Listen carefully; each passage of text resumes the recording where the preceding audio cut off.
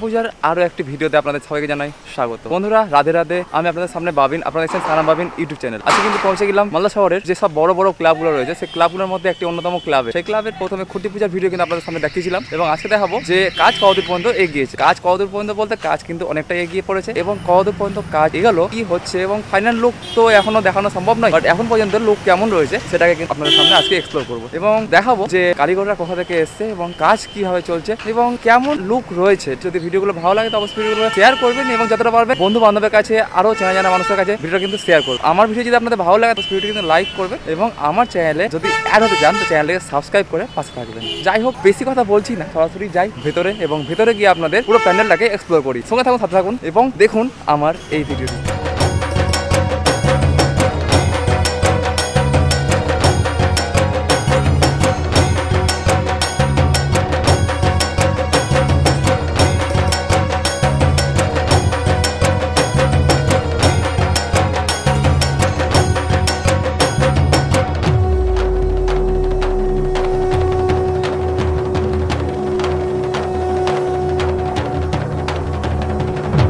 প্যান্ডেলের কথা যদি বলা যায় তো পাচ্ছেন আপনারা এরকম টাইপের বিভিন্ন ধরনের জিনিস কিন্তু তৈরি হচ্ছে এখানে এবং সেই জিনিসগুলো কিন্তু একদমই ইউনিক টাইপের। দেখতে পাচ্ছেন যে আমরা যে আসনগুলো পাই, যে সবগুলো সেরকম টাইপের জিনিসগুলো কিন্তু ইউজ করা হয়েছে এই প্যান্ডেলে।